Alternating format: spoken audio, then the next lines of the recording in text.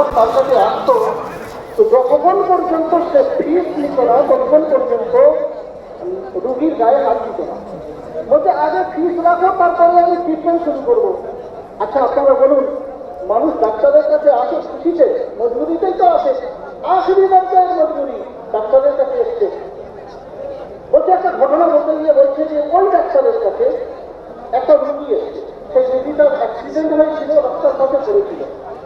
আর যদি মানুষ তাদের কোনো আত্মীয় নয়, কেউ নয়, তারা দেখছে দুর্গাই সত্যদের একটা জওয়ান ছেলে রাস্তার পাশে অ্যাক্সিডেন্ট হয়ে পড়ে আছে, তাকে কিনে নিয়ে হাসপাতালে নিয়ে আসছে।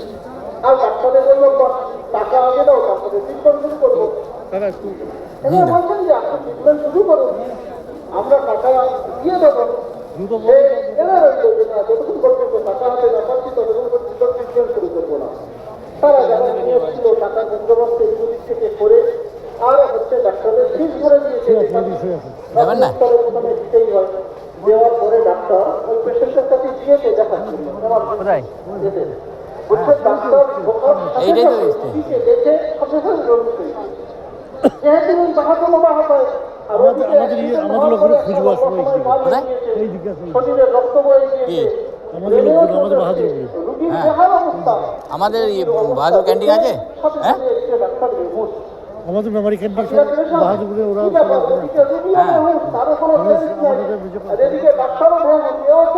কথা তো 3-4 দিন এসছে বলছে।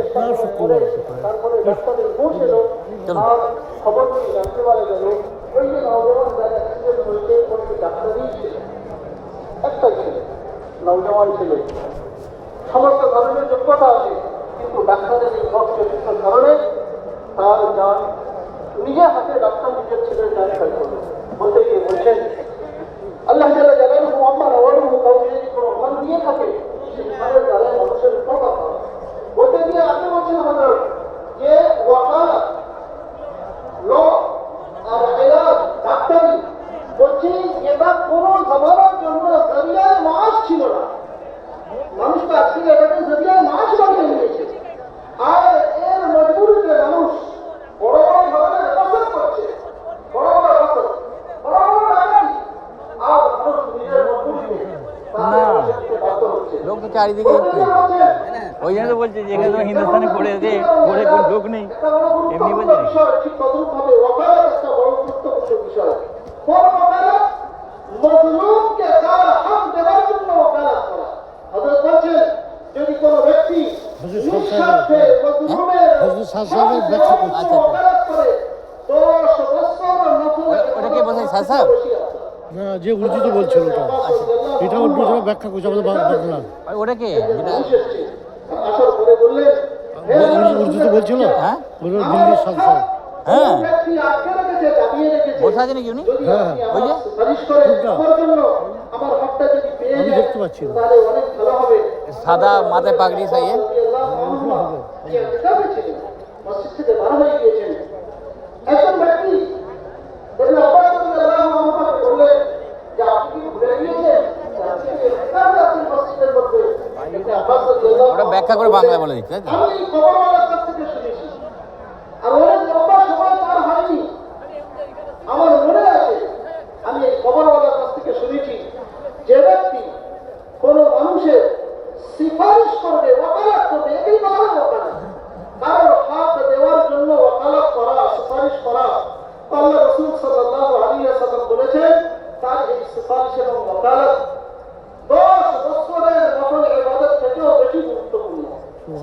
ভালো বলতে গিয়ে বলছেন আল্লাহ জাল্লা জালালুহু আম্মা আওয়ালুহু যদি কাউকে কোনো ফান্ড দিয়ে থাকে, ডাক্তারি ফান্ড, মানুষ মজবুরিতে ডাক্তারের কাছে আসে, ওয়াকালাতের ফান্ড, মানুষ মজবুরিতে উকিলের কাছে আসে, আর আল্লাহ আপনাকে কামাল দিয়েছে, তাহলে আপনার বলার ক্ষমতার দ্বারায় আর আপনার দিব্যের ক্ষমতার দ্বারায় আপনি মানুষের সঙ্গে এবং সাহায্য করুন। পেশা অবলম্বন করার জন্য আপনি অন্য কিছু করুন, আর এর দ্বারাই মানুষের ফায়দা পৌঁছান। মানে করুণার মধ্যে এটাকে মানুষ পেশা বানায়নি, পেশা এবং জরিয়ায় মাস আপনি অন্য কিছুকে বানান আর মানুষকে ফায়দা পৌঁছান। খুব ভালো বলছেন যে তালিম, ইলাজ এবং ওয়াকালাত এই জায়গাটাতে আসার দরকার ছিল। মানুষকে এটা পৌঁছানোর জন্য ছিল, কিন্তু মজবুরির কারণে মানুষ এখানে আসে। আর এই তিনটে জিনিসকে মানুষ নিজের কামাইয়ের জরিয়া বানিয়ে নিয়েছে। এই তিনটে জিনিসকে মানুষ নিজের কামাইয়ের জরিয়া বানিয়ে নিয়েছে। হযরত বলতে গিয়ে বলছেন যে মানুষের উপকার পৌঁছানো এটাও একটা বড় নেকি, আর রুজির জন্য অন্য কোনো পন্থা অবলম্বন করাও যেতে পারে। হযরত বলতে গিয়ে আগে বলছেন যে নেক কাজ করতে গিয়েও নেকির কাজে লেগে অন্য পেশা অবলম্বন করা, নেকির কাজকেও পেশা বানানো। আল্লাহ তার নেক বান্দাদেরকে রাহমত করতে থাকেন। ফাঁকা লোক ভাই। সালামের ওয়াকিয়া বলছেন যে হযরত দাউদ আলাইহিস সালাতু ওয়াস সালাম নবীও ছিলেন, বাদশা ছিলেন। উম্মতের মধ্যে তিনি ইনসাফ পৌঁছানো সেখানে করতেন, আর তার সাথে সাথে নবুয়তের কাজও করতেন। হযরত বলছেন যে আল্লাহ তাআলা জালালুহু আম্মা ওয়ালহু হযরত দাউদ আলাইহিস সালামের পরীক্ষা নিয়েছেন। আর হযরত দাউদ আলাইহিস সালাম রাত্রে নিজের রূপ পরিবর্তন করে প্রজাদের মধ্যে ঘুরতেরা জিজ্ঞাসা করতেন দাউদ তোমাদের মধ্যে কেমন ব্যক্তি। হযরত বলছেন ক্যান্টিনে চলে যাবো না সবাই। হ্যাঁ কোন ক্যান্টিন তোমার?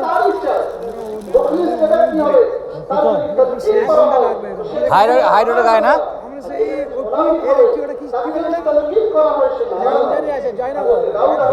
জয়নগর আমাদের ঘরে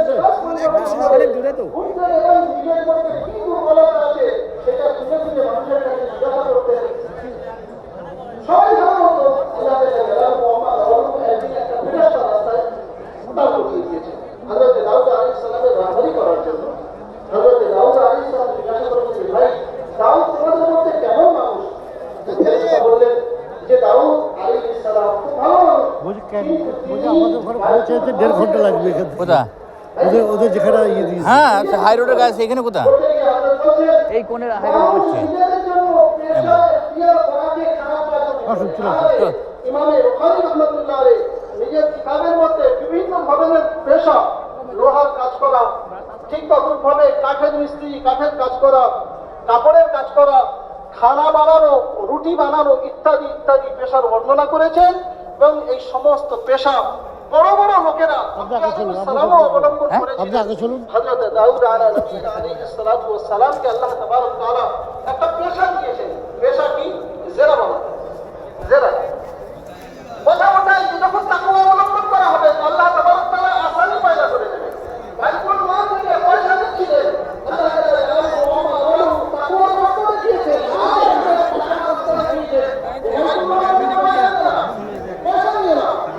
এই যে এটাতে ভেঙে যাবো, এটাতে ভেঙে যাবো।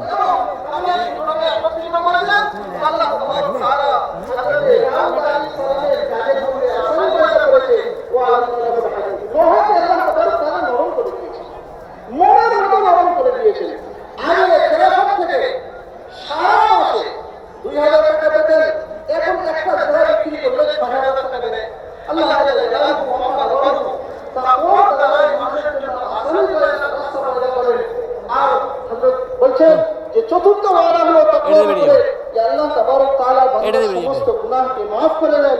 আর পঞ্চম ওয়াদা হলো আল্লাহ জাল্লা জালালুহু আম্মা ওয়ালুহু আজরে আযীম, আজর বাড়িয়ে দেন।